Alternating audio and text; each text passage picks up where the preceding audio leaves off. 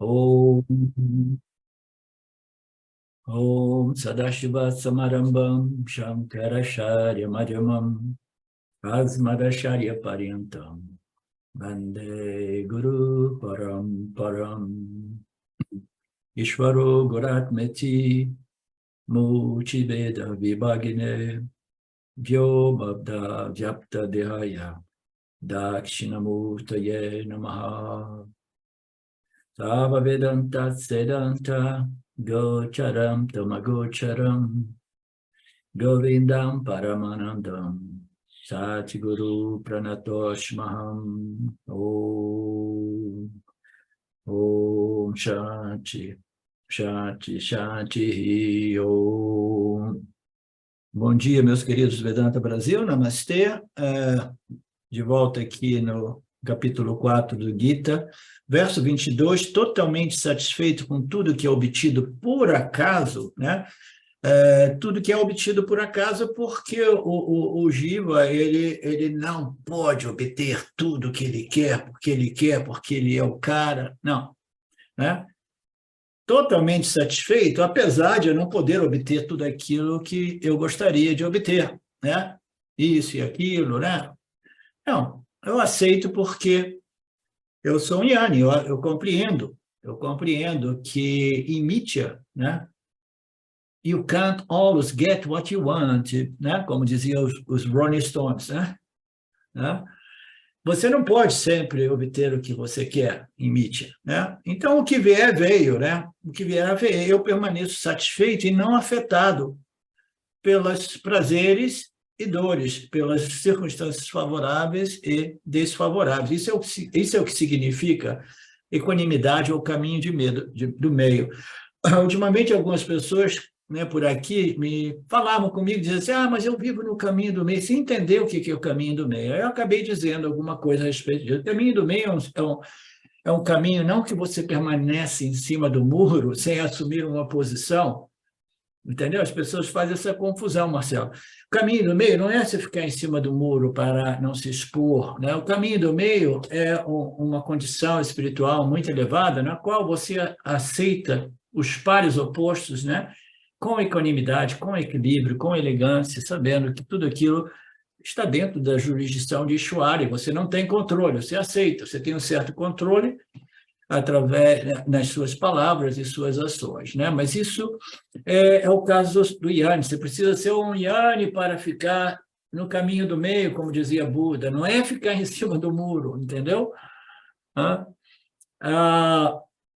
Permanece, então, não afetado pelos pares opostos e permanece livre. Aqui o Krishna Guru apresenta uma condição psicológica, né, do ciúme, né, da inveja. Isso aqui é mais a inveja, né? O ser humano, ele é invejoso, como a gente diz, né? Pô, você cuidado aí, porque o cara vai ficar com inveja de você e aí ele vai fazer um trabalho, né? Um macumbinho ali na esquina, e de repente você vai começar a experimentar o fracasso, né? Do sucesso, seu sucesso vai cair, por quê? Porque tem os olhos da inveja, né? Uma linguagem popular, as pessoas têm medo das invejas dos outros, né?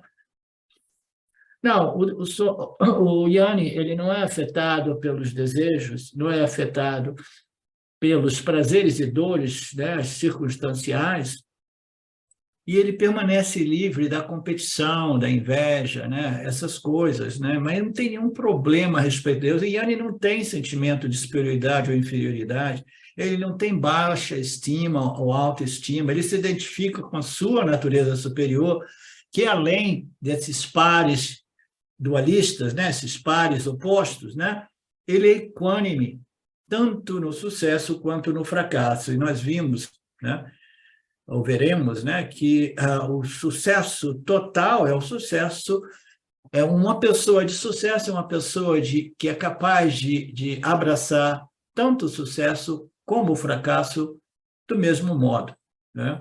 Então, este é um sábio, este é uma pessoa de sucesso. Por quê? Qual é o sucesso maior da vida que nós podemos obter, Marinéia? O maior sucesso que nós podemos haver é desenvolvimento desta sabedoria. Então, quem são as pessoas bem-sucedidas, né?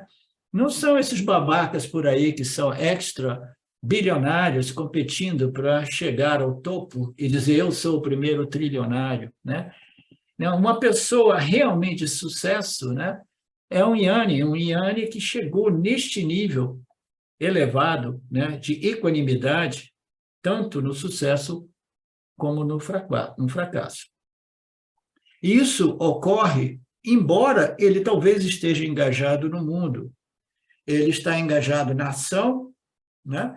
Mas ele não está preso em samsara, ele não está preso na ação e seus resultados, como nós sabemos. Ele já não é mais um indivíduo identificado, né, com as suas ações e seus resultados. Ele não se sente realmente esta entidade inferior que, sob o efeito da ignorância, ela está sempre sentindo, né, superior ou inferior, ou ela apresenta uma vaidade por causa da natureza de suas ações e resultados, ou ela apresenta uma sensação de vergonha, né, e timidez, porque as suas ações e resultados não produzem circunstâncias favoráveis, né, que fazem das pessoas de sucesso, né? Então, esta é a condição do Yanni, que nós vimos no início do verso, no verso 22, e devemos lembrar que os acontecimentos da nossa vida não são totalmente controlados por nós. Esta é uma lição muito básica no Vedanta, mas extremamente fundamental, importante. Ao longo de toda a nossa vida, nós precisamos lembrar que eu não controlo o meu destino. Mas devemos também manter essa perspectiva com muito cuidado, porque a gente não pode tender por outro extremo e dizer, então eu deixo tudo por conta de Ishvara. Ishvara é o facilitador.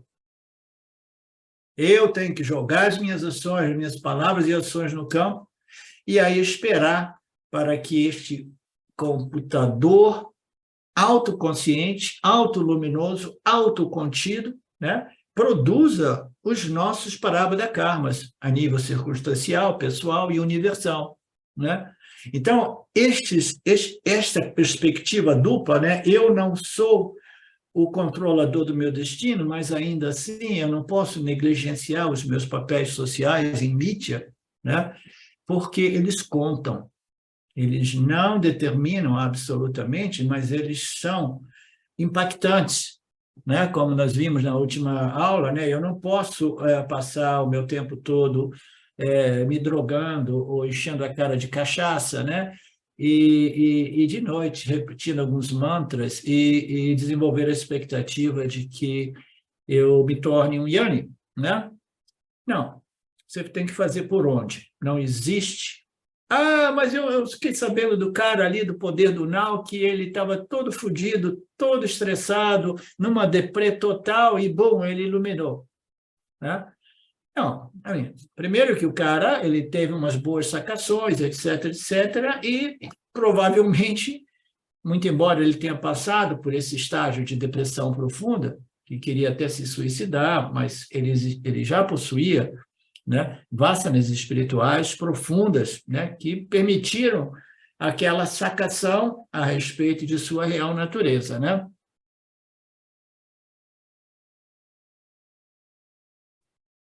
Eu não posso controlar o meu futuro completamente, mas as minhas ações contam sim.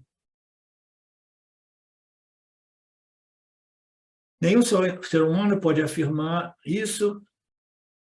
Mesmo o Ishvara, quando ele vem como avatar, ele não tem controle sobre o seu destino. Isso é bacana, né? Até Ishvara, né, descendendo como Lord Krishna ou quem seja, né, ainda assim as ações dele em Mithya devem respeitar, são sob, né, a jurisdição de Mithya, né? Então não tem escapatória. Né? É um risco enorme você vir como um avatar, porque a avatar pode pensar, eu vou lá, eu sou o Bhagavan, eu sou o Senhor, né? Eu estou ali coladinho com o Ishvara me convenceu, me mandou nessa missão, uma missão desafiadora, mas eu chego lá, eu vou controlar tudo. Não vai controlar nada. Quem controla é Ishvara. No momento que você desceu aqui, você tem que se submeter às leis de mídia, causa e efeito, e não só as suas ações estão impactando o campo, a ação de 8 bilhões de seres humanos neste planetinha, né? Também estão impactando o inteiro universo.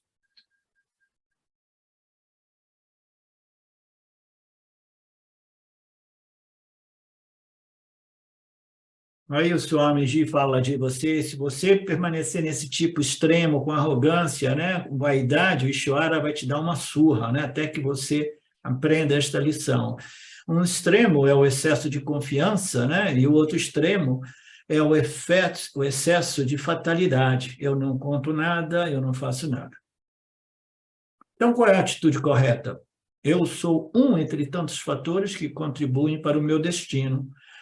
Então, o que são os outros fatores? Eu falei isso na aula passada, são diversos, são uma infinidade, são aqueles fatores que eu não tenho a menor ideia, tem aqueles que eu tenho ideia, mas eu não tenho controle, por isso, toda vez nós dizemos Shanti, Shanti, Shanti, que o Lorde possa corroborar para que essas compreensões sejam assimiladas através de que dos obstáculos nesses 3 níveis, né? Os obstáculos pessoais, no sentido de que as minhas limitações, o meu estado mental no início da aula, porque eu tive um conflito com isso.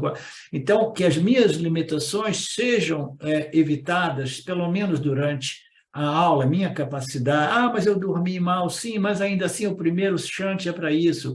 Senhor, por favor, facilite que estes ensinamentos sejam claramente recebidos, percebidos, né?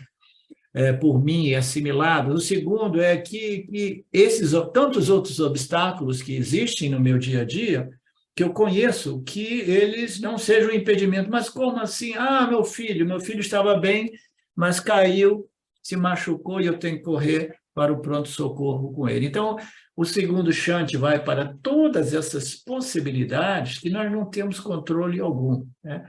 E o terceiro shanti vai para todas as outras circunstâncias, situações ou fatores que nós não temos nem ideia, mas eles podem acontecer a qualquer momento. A gente nem vislumbrou ainda a possibilidade de alguma coisa, mas ela pode acontecer a qualquer momento. Portanto, o Jiva em suas ações, é um fator contributivo muito poderoso, muito importante em relação ao meu futuro. Eu, o Jiva, não posso decidir totalmente, mas eu influencio o meu futuro, esse relacionamento entre Jiva e Ishvara, esse relacionamento maduro, né? Eu compreendo Ishvara, é a totalidade de todos os fatores, é esta inteligência suprema que jamais comete um erro na entrega dos nossos Parabhada Karmas. Eu mando essa mensagem: Senhor, este é o meu objetivo final, este é o meu objetivo final, veja se ele está em harmonia com as suas leis, por favor, demonstre para mim, caso eu esteja violando uma das suas leis e princípios, este é o meu objetivo, né? Me ajude, me ajude. Então, somente essas preces, né, de pedir força e ajuda no sentido do meu crescimento, né, da minha capacidade de assimilar esses ensinamentos, são realmente preces profundas, né? Então, eu sei que não existe nada que ocorra no universo sem que Ishvara, como Daiva, a totalidade de todos os fatores, permita, né? Aí o indivíduo começa a compreender: esse é um ângulo que eu nunca tinha pensado do Lorde Ishvara. A totalidade de todos os fatores precisam de conspirar ao meu favor, precisam de estar harmonizadas de modo que favoreça o sucesso nesta minha busca espiritual, né? Na assimilação desses ensinamentos, né? Então, eu desenvolvo esses relacionamentos mais maduros com o Ishvara, no qual eu coloco as minhas ações eu observo de modo que elas sejam em harmonia com essas leis e princípios cósmicos, né? E aí eu peço a Ishvara, por favor, hein? Não esqueça de mim. Eu sei que no final das contas não adianta, porque eu não consigo te subornar ou te seduzir, porque você é um sistema perfeito, mas ainda assim, né, eu sou o seu devoto, eu sou grato por tudo, né? sou grato por tudo e eu estou pronto para receber o meu Parabada, seja ele de grande prazer ou de grande dor. Então, todos os fatores são chamados Ishwara ou Daiva. Porque os outros fatores são numerosos, desde o tempo em diante, direto da guerra, de outro lugar, tudo pode influenciar a condição de hoje. Então, o campo está sempre sob a influência de uma infinidade de variáveis, entre elas uma guerra, que nos dias de hoje todos dizem que está muito próxima, né? Então, se rola uma guerra, aí já muda tudo, né? Muda tudo, pá, né?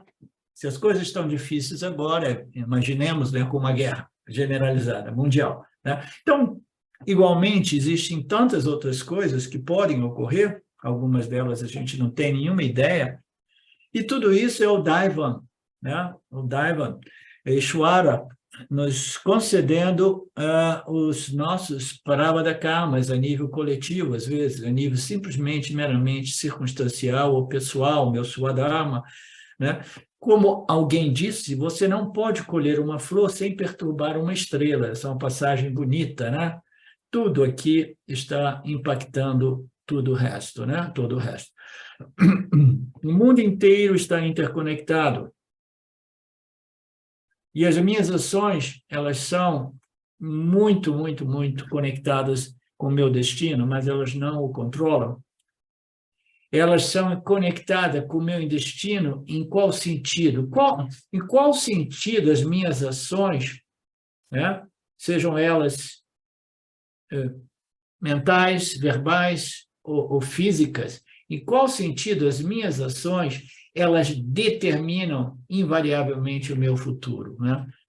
A gente sabe que as ações para ganhos mundanos, né, elas têm que obedecer diversas leis, né? Entre elas a lei da competitividade, né?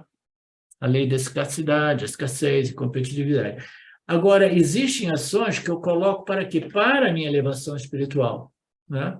Então, essas ações, né, esses esforços espirituais, elas influenciam, sim, diretamente o meu Parabada Karma. Mas como assim? Então, se eu me torno uma pessoa espiritualizada e elevada, aí eu vou obter só punha, punha, punha. Não, não nesse sentido que você vai obter prazer, mas você vai obter uma força mental, psicológica, espiritual, que vai converter os momentos de papa em punha. Existe algo mais elevado? Existe papa mais elevada do que elevação espiritual, Felipe?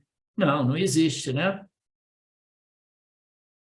Então, existem ações que realmente esses esforços, essas sadhanas, essas buscas, né, pela compreensão desses ensinamentos, né, espirituais, elas produzem resultados invariavelmente, mas não resultados deste mundo, né?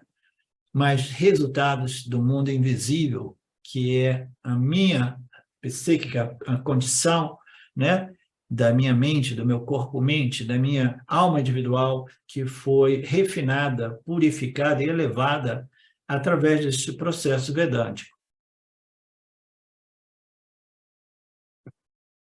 Então, existe futuro, futuro e futuro. Futuro do ponto de vista circunstancial, eu não tenho controle, mas o futuro do ponto de vista da minha elevação espiritual, nossa, nós temos, sim, né, uma capacidade de influenciar, e eu diria até mais, somente nós temos essa capacidade. Ninguém mais pode, né, fazer isso por nós.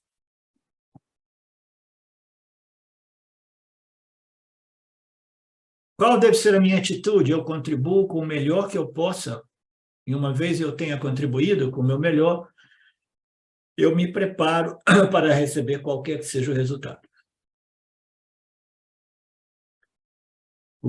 O Karma Pala, Ishwara decide, mas eu tenho uma certa capacidade, né, de desenvolver essa força, esse equilíbrio para receber qualquer Karma Pala com equanimidade. É isso que se falava nesse verso, o Yani, né? é aquele sempre alegre, sempre contente, não afetado pelos prazeres, pelas dualidades, equânime, né? Embora engajado na ação. Então, esta é a possibilidade ao nosso alcance. A gente jamais consegue controlar o campo. Aquilo ali são leis complexas, ninguém consegue manipular e controlar o campo, mas a gente tem o poder de controlar o nosso crescimento espiritual, e somente nós podemos fazer. Ah, mas como assim? Mas e as vasanas?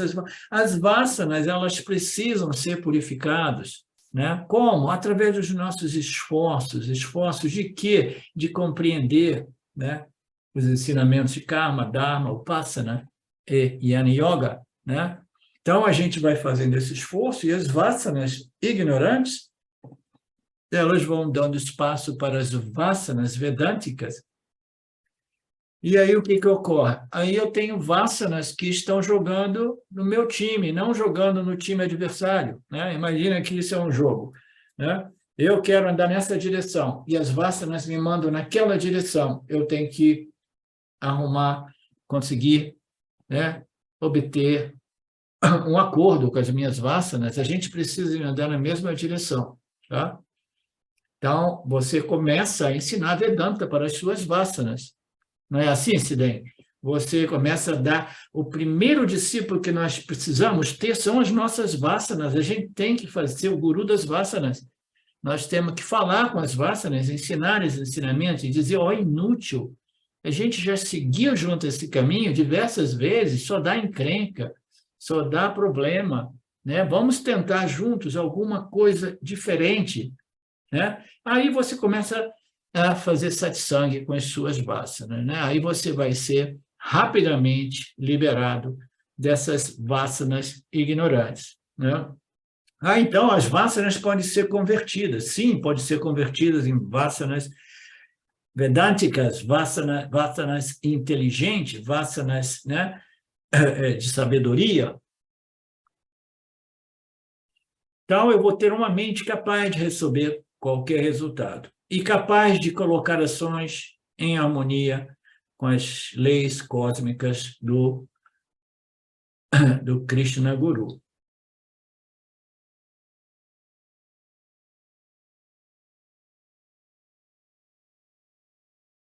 Então, o que vem, tem uma passagem aqui que o Swami Paramarthananda elabora um pouco, né, que alguns comentaristas eles leem essa passagem duas vezes, porque ele está fazendo uma parêntese para dizer não é somente que ele permanece equânime a respeito daquilo que chega, ele também permanece equânime e aceita aquilo que não chega, né? Porque se a gente tem expectativas e as expectativas são frustradas com um parábola adverso, né? É uma coisa. Você tem um parábola adverso, você tem que aceitar. E se você tem expectativas que não são preenchidas e nem são canceladas ou chocadas com adversidades, né? Então, aquilo que não chega, eu quero, mas não chega, tudo bem. Aquilo que chega, chega, tudo que chega vai, né? Então, se não chega, tudo bem, né? Então, ele aceita até mesmo aquilo que não chega, aquilo que não vem. Mas, novamente, devemos ser muito cuidadosos com relação a essas coisas. O que quer que venha, como Karma fala, é de acordo com as leis de Ishvara, e eu devo aceitar. Isso não significa que não devemos trabalhar para melhorar a situação. Isso nós já vimos, né, bastante. Senhor, me dê discriminação, força intelectual discriminativa para distinguir aquilo que eu posso mudar e aquilo que eu não posso mudar. O que eu não posso mudar? Aquilo que chegou. Eu não posso mandar de volta, né, como a gente faz com o Mercado Livre, o Amazon. Chegou, não gostei, mando de volta. Né? Não, o Karmapala não. Parábola, quando chega, a gente não tem modo de mandar de volta para Ishvara. Tá? Não existe um aplicativo para isso. Então, a gente tem que aceitar aquilo que a gente não pode mandar de volta. Mas aí a gente tem que conectar os pontos e dizer assim, ok, chegou aqui alguma coisa que eu não queria, então eu devo ter cometido um erro, né? Eu devo ter colocado um erro no meu endereço, né? Ou ter colocado um pedido ou ações que não eram em harmonia com o que eu queria, né? Então, eu vou corrigir os meus erros. Então, as minhas ações é que podem ser modificadas. O que eu posso mudar é minha atitude e as minhas ações. E eu preciso de alinhá-las, né, conformá-las, harmonizá-las com as leis que regem esse campo das interações. Aí eu começo, né, a influenciar os meus karma palas, né, os meus resultados das ações. As ações vão produzir resultados melhores, né?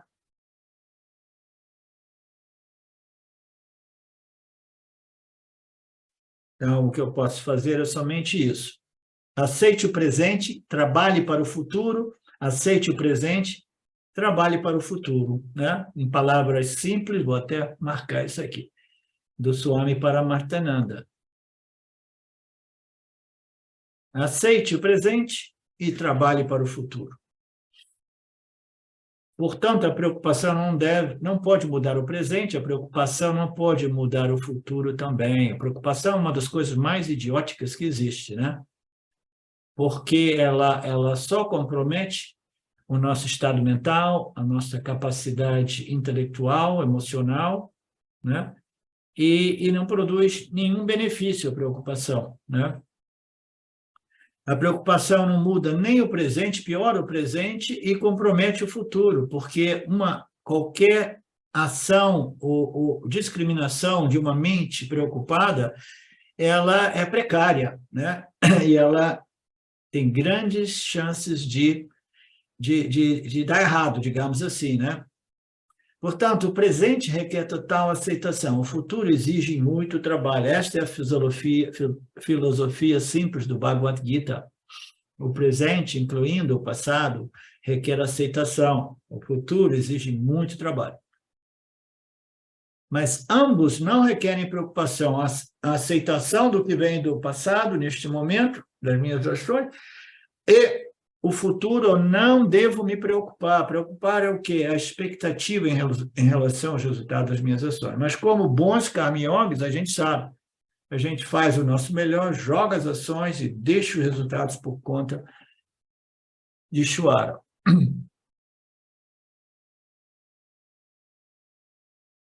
Portanto, no verso 11 do capítulo 2, Krishna Guru disse: Arjuna, você está se preocupando porque nada vai ser resolvido com esta preocupação. Quando ele diz: você está se preocupando com pessoas que não merecem a sua preocupação, você está aqui sofrendo, né?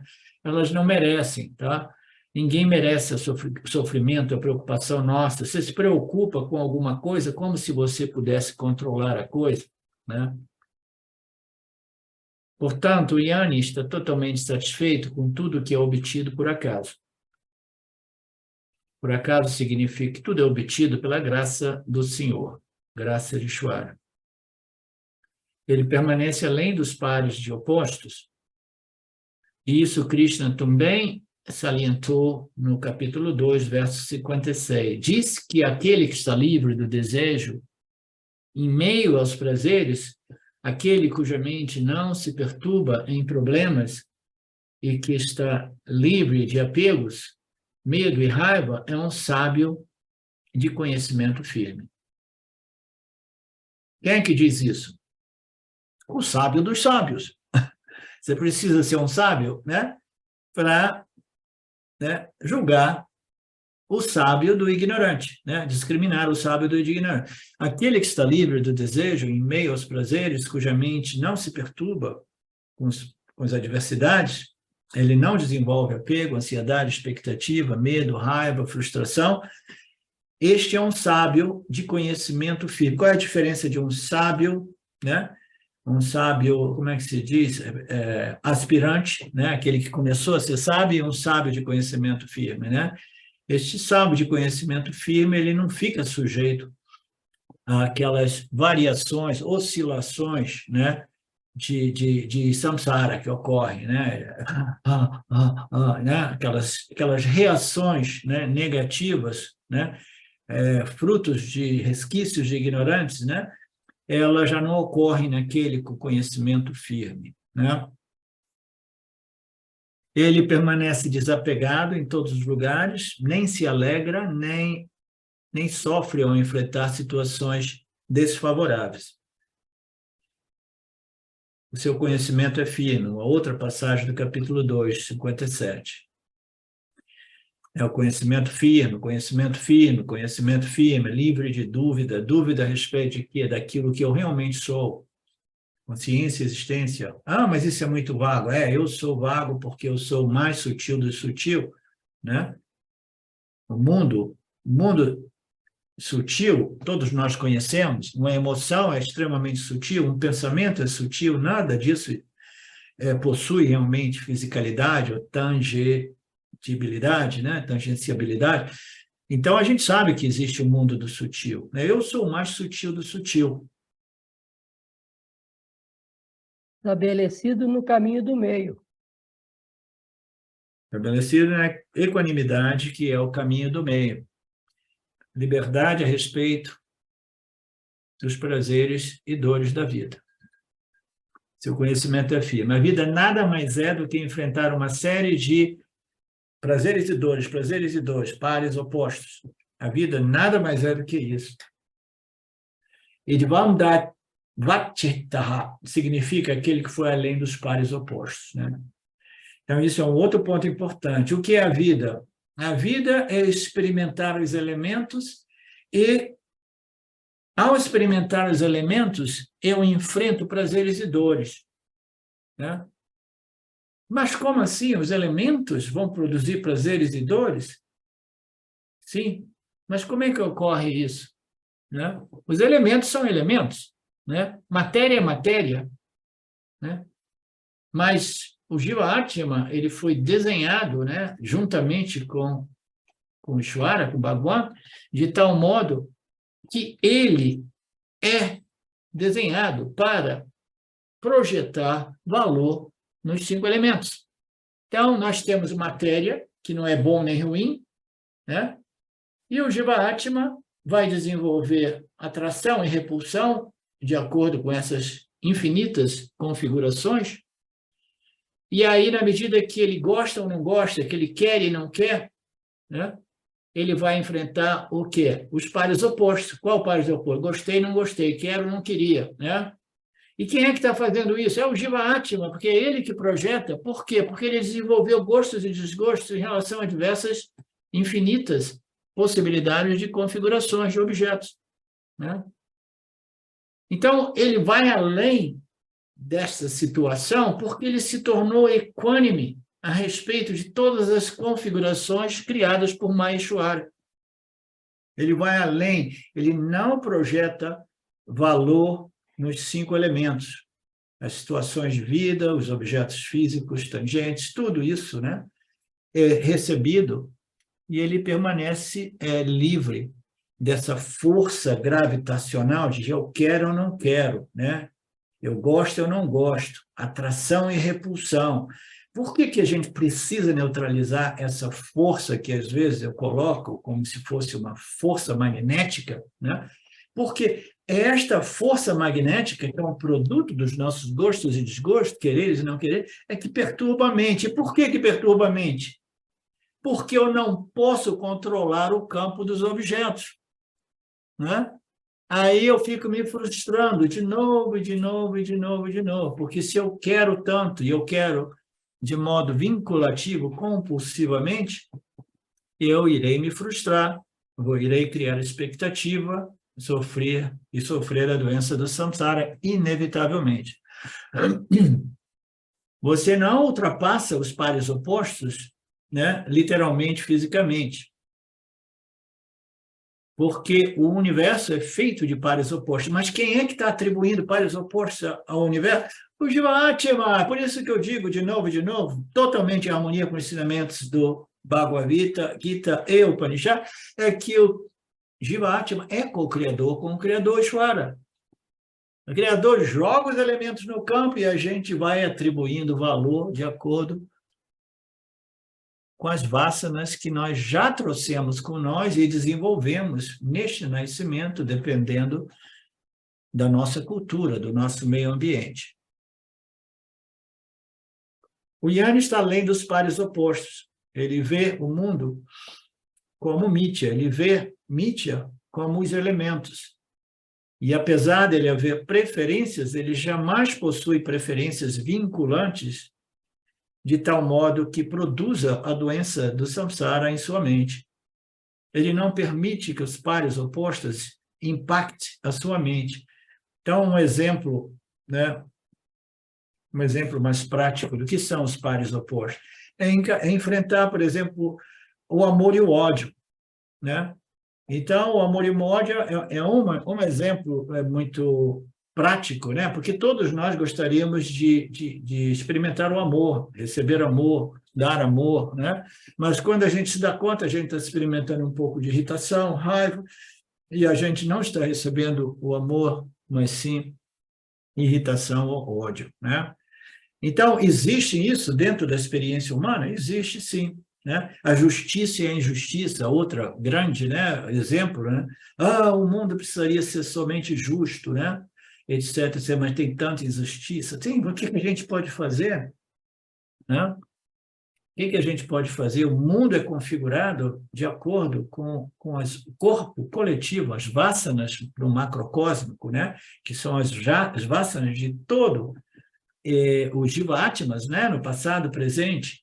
Então, este campo desenhado pelas vasanas, ele é experimentado por nós através desses pares opostos, né? A menos que o Jnana, né? O autoconhecimento, venha gradualmente a neutralizar ou minimizar esses impactos, né?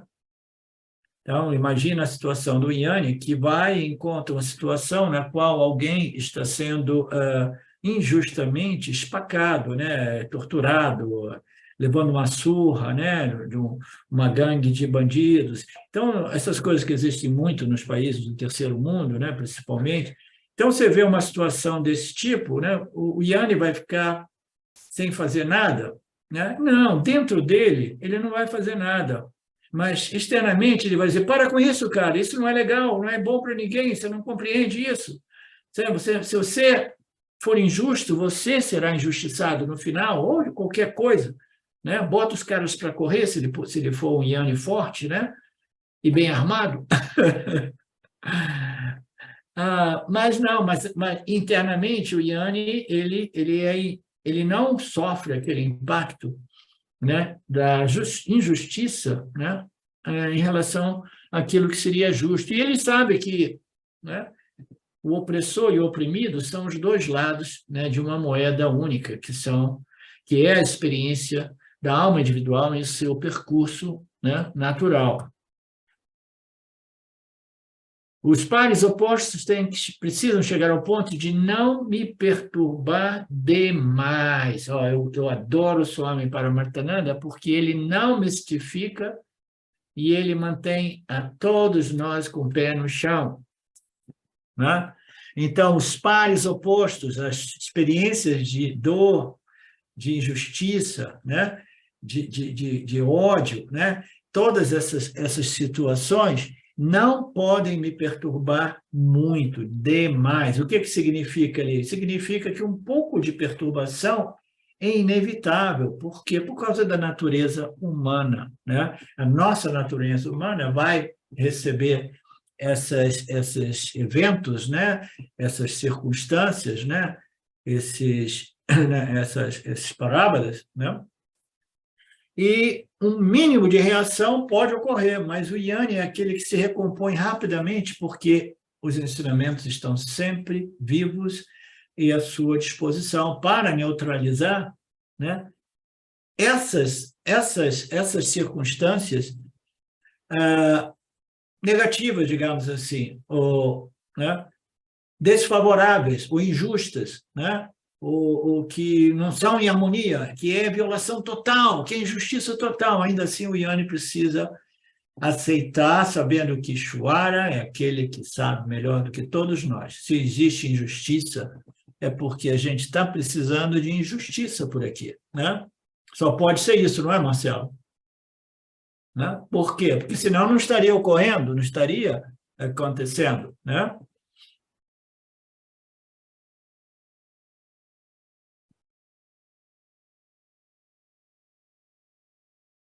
Então, você não consegue parar os pares opostos fisicamente, mas dentro de você, você hoje neutraliza e minimiza também, né, o efeito deles.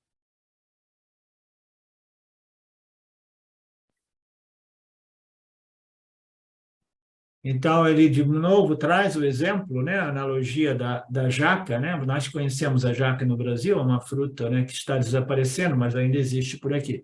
Ela tem uma gosma, né, que gruda na nossa mão, né?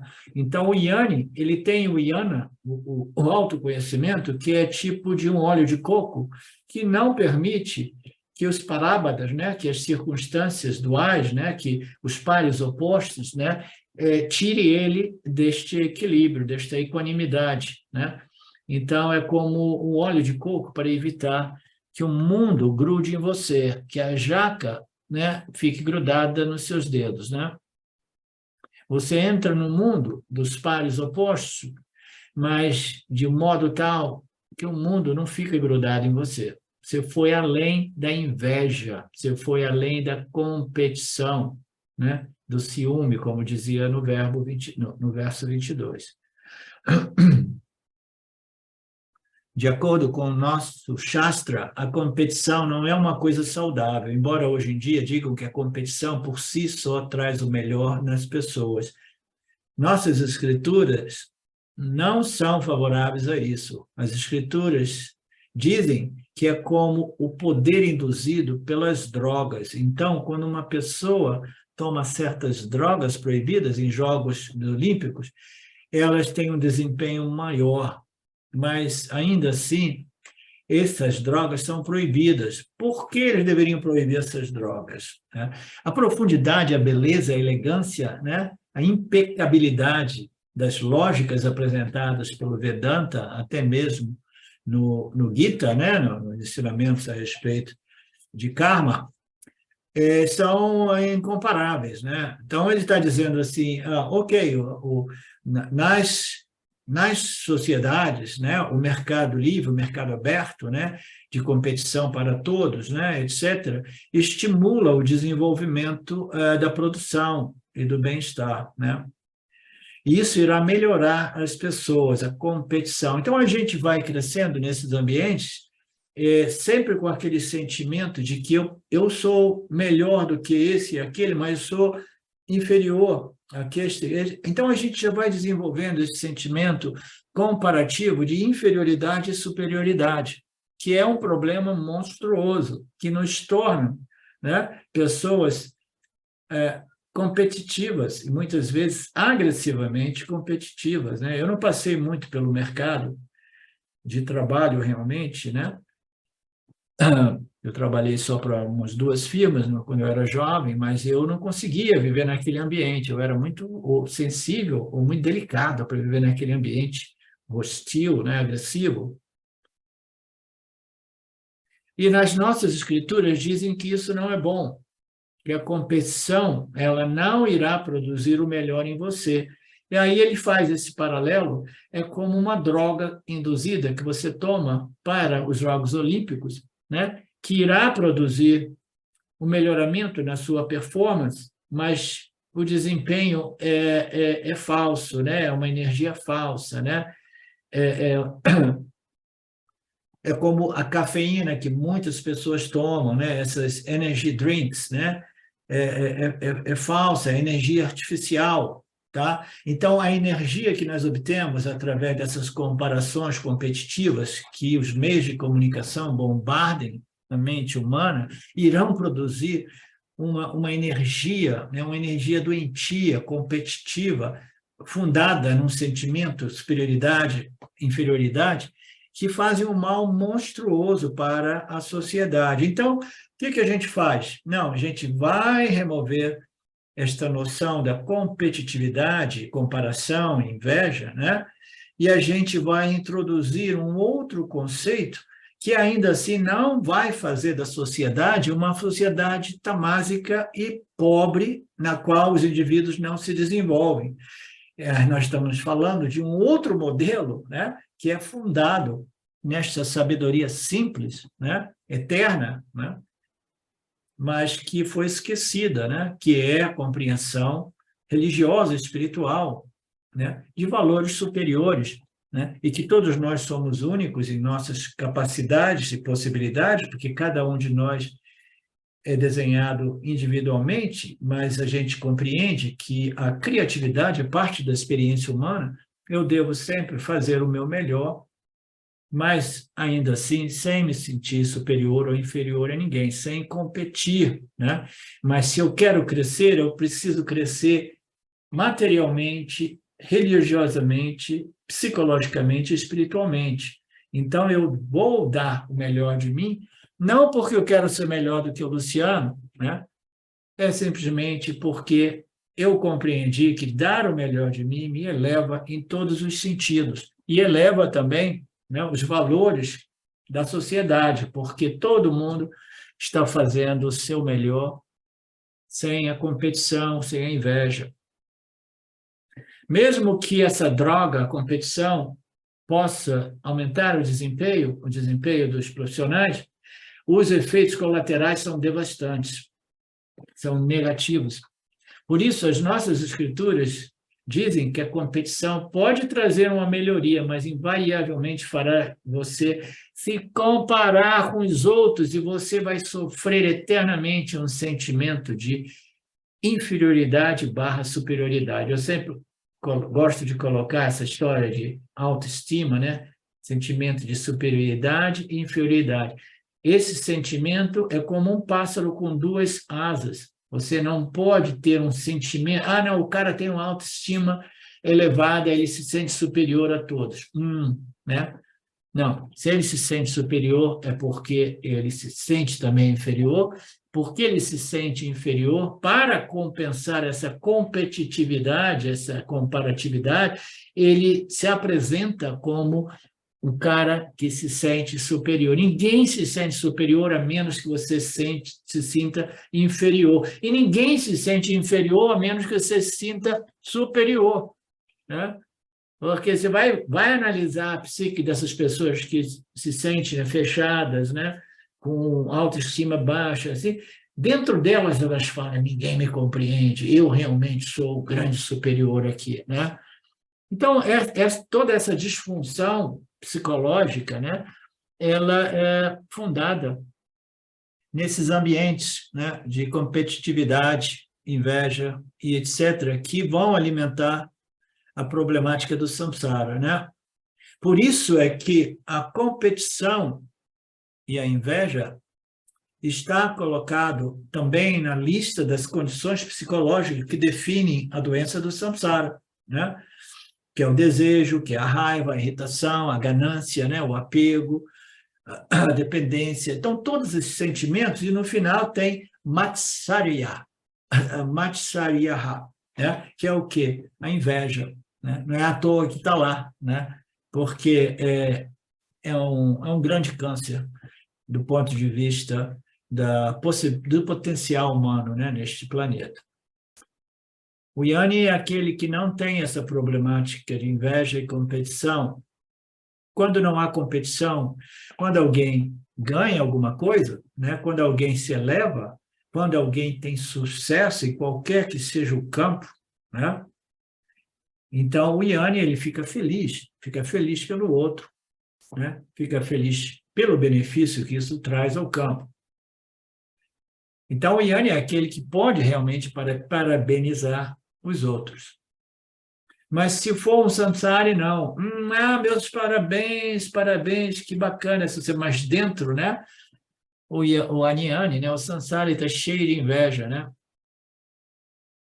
Por dentro ele está amaldiçoando que o seu sucesso se transforme num fracasso, né?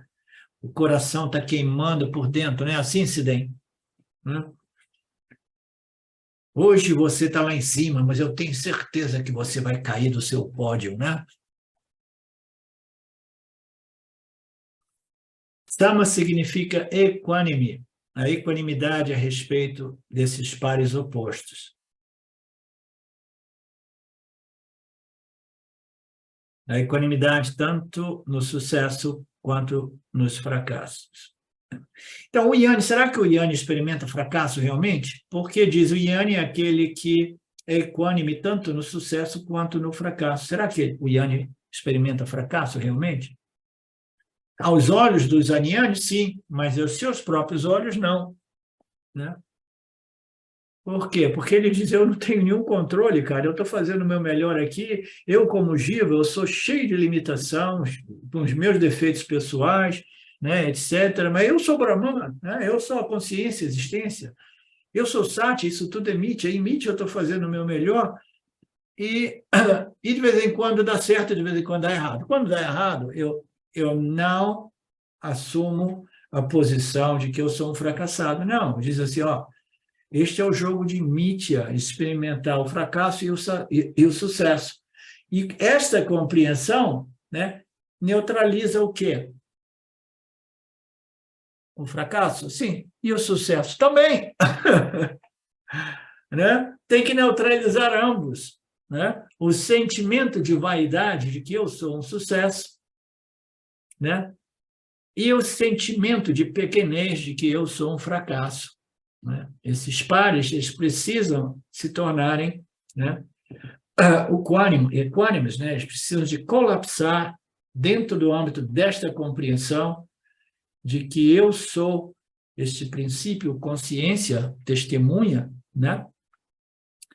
que aparece em Mitya como um agente limitado, colocando ações e recebendo os frutos, mas eu deixo isso tudo por conta de Ishvara, deixo isso por conta da minha natureza inferior, como Jiva Atma, e porque eu reivindiquei a minha natureza em Paramatma, né? A minha natureza como Jiva Atma, como bônus, como os frutos deste yana, ele desenvolve este equilíbrio, esta equanimidade, diante dos fracassos e sucessos, de tal modo que o meu Jivatma não se identifica com o indivíduo que tem sucesso ou com o indivíduo que tem fracasso. Ele vê tudo isso objetivamente devido ao benefício ou os frutos deste autoconhecimento.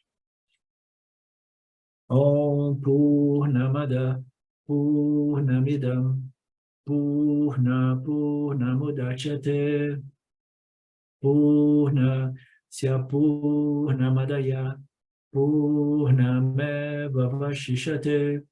Om Shanti, Shanti, Shanti. Namastê. Saudações. Eu quero aqui deixar um pequeno testemunho. Através do estudo do Vedanta, com os ensinamentos sendo esclarecidos especificamente pelo professor Arlindo Nagar, foram canceladas em mim algumas noções que eram relacionadas com a ideia que eu tinha a respeito de alcançar algo que representasse uma grande realização espiritual. Então o Vedanta fez com que, pela compreensão, a minha mente ela abandonasse o papel de buscador espiritual. E isso para mim foi um marco inicial para uma outra relação com o processo de desenvolvimento espiritual, do qual, saibamos disso bem ou mal, é um processo que fundamenta a vida de todos nós. E eu digo isso para estimular todos aqueles que chegam no Vedanta Brasil e entendem que podem se beneficiar da profunda imersão direcionada para o autoconhecimento que é promovida nesse grupo de estudos, que é um grupo que existe graças ao trabalho altruísta do professor Arlindo Nagar, suportado também pelo trabalho voluntário de pessoas que contribuem para a manutenção do grupo de diversas maneiras. E entre as várias formas de contribuir com esse trabalho, as contribuições regulares em dinheiro, elas são necessárias. Então, se você se beneficia do trabalho desenvolvido no Grupo de Estudos Vedanta Brasil, faça uma contribuição. Qualquer quantia é muito bem-vinda. As informações para transferências em dinheiro ficam disponíveis na seção Avisos do nosso grupo no Facebook e serão colocadas na descrição desse vídeo aqui também. Namaskaras.